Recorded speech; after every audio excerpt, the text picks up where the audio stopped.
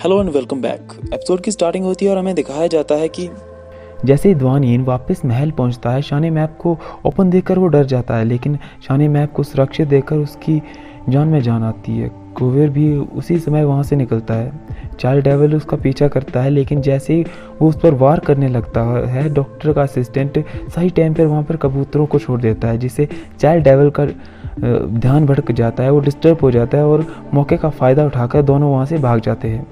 अब पूरे शहर में उनकी खोज स्टार्ट हो जाती है। वहाँ इंपीरियल गार्ड्स के कैप्टन शान संगजंग को शान मैप की चोरी की खबर पहुंचती है। इसी वजह से वो खुद पर्सनली इसकी इन्वेस्टिगेशन करने के लिए राजधानी आते हैं और स्थिति की गंभीरता को समझते हुए वो अपने सुपीरियर को इसकी रिपोर्ट करने की बात कहकर वहाँ से चले जाते हैं। वहाँ चांशांग शहर में चाइल्ड डेविल डॉक्टर और उसके शिष्य को देख लेता है और उनसे इंक्वायरी करने लगता है, लेकिन जुयान उनके ध्यान दूसरी ओर खींच लेता है और ये वही शख्स होता है जिसे बचाने के लिए कुबेर ने 5 टेल्स दिए थे। चाइल्ड डेविल्स सोल्जर को उन पर नज़र रखने के लिए कहकर वहाँ से चला जाता है, लेकिन सोल्जर कोई और नहीं होता है बल्कि मास्टर थीप होता है। थोड़ा आगे जाने के बाद उन्हें जुयान मिल जाता है, जो उन्हें एक सेफ जगह पर ले जाता है। कुबेर की तबीयत खराब होने लगती है क्योंकि जहर का असर अब शुरू हो गया था। डॉक्टर उसे चेक करता है और उसका इलाज करने के लिए असिस्टेंट को बाहर भेज देता है, क्योंकि डॉक्टर कुबेर की असलियत जानता था। इसलिए वो उसके घाव पर दवाई लगाता है और उसकी पीठ पर एक्यूपंक्चर करता है। सडनली डॉक्टर ये कह देता है कि मुझे समझ नहीं आता कि तुम जैसी औरत एक चोर के भेस में क्या कर रही है। तुम अभी काफ़ी जवान हो और तुम्हारे शरीर पर बहुत ज़्यादा घाव हैं। मैं एक डॉक्टर हूँ और तुम मुझसे कुछ छुपा नहीं सकती।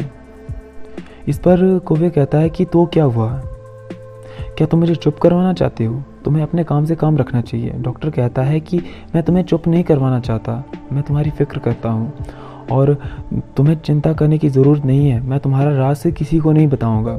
वहाँ अबू से बेड पर लेटाकर वहाँ से बाहर आ जाता है और अपनी बचपन की यादों में खो जाता है।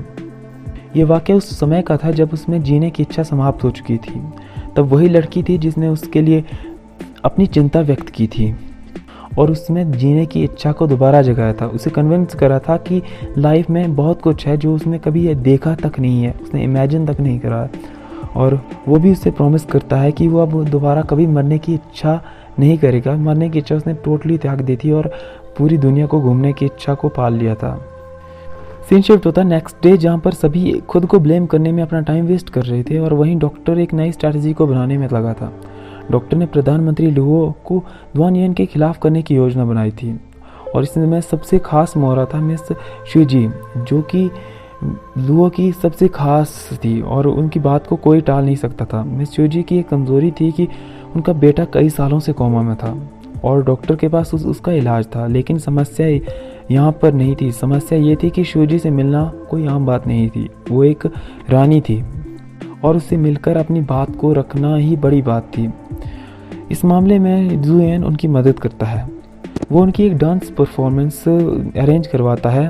अब डॉक्टर के पास उस डांस परफॉर्मेंस तक का टाइम है अपनी बात को शिवजी तक पहुंचाने का, लेकिन डॉक्टर के दिमाग में एक अलग ही खिचड़ी पक रही थी। वो अपनी बचपन की दोस्त को दोबारा देखना चाहता था, इसीलिए वो एक योजना बनाता है कि कुबेर अपने असली रूप में उसके साथ मिलकर शिवजी के सामने परफॉर्मेंस करे। लेकिन ये इतना आसान तो था नहीं, क्योंकि उनके ग्रुप में एक लड़की थी जिसका नाम था मिस शान।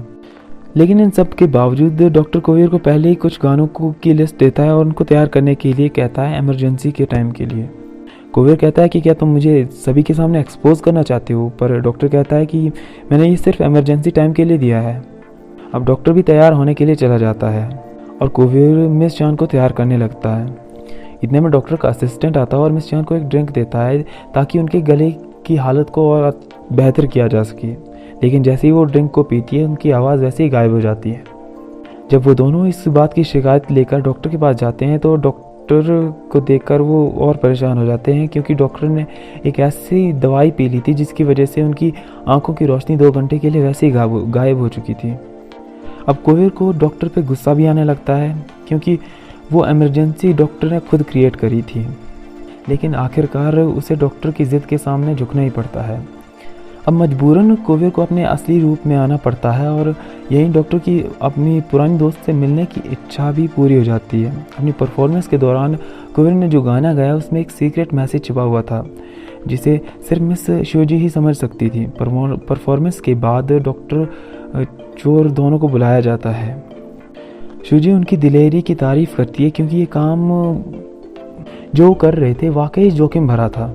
पहले तो शिवजी उनकी बात मानने से इनकार करती है, लेकिन बाद में अपनी बेटे की ममता उनके सामने झुकने पर मजबूर कर देती है। बदले में डॉक्टर में शिवजी से प्रधानमंत्री से स्नो वुल्फ की खाल की डिमांड करने को कहते हैं और वो मान भी जाती है। जैसे ही डॉक्टर और कोविर बाहर निकलते हैं, लेडी डेविल का बिच्छू पॉइजन की महक का पीछा करते करते उनके सामने आ जाता है, जिसे देखकर डॉक्टर समझ जाता है कि कोविर की जान खतरे में है और उसे वो धक्का देकर दूर फेंक देता है, जिससे उसका मास्क हट जाता है और फाइनली डॉक्टर को अपने बचपन के प्यार का चेहरा देखने को मिलता है। लेकिन बिच्छू अब डॉक्टर के सामने आ चुका था और अब डॉक्टर का क्या होगा यह हमें अगले एपिसोड में पता चलेगा।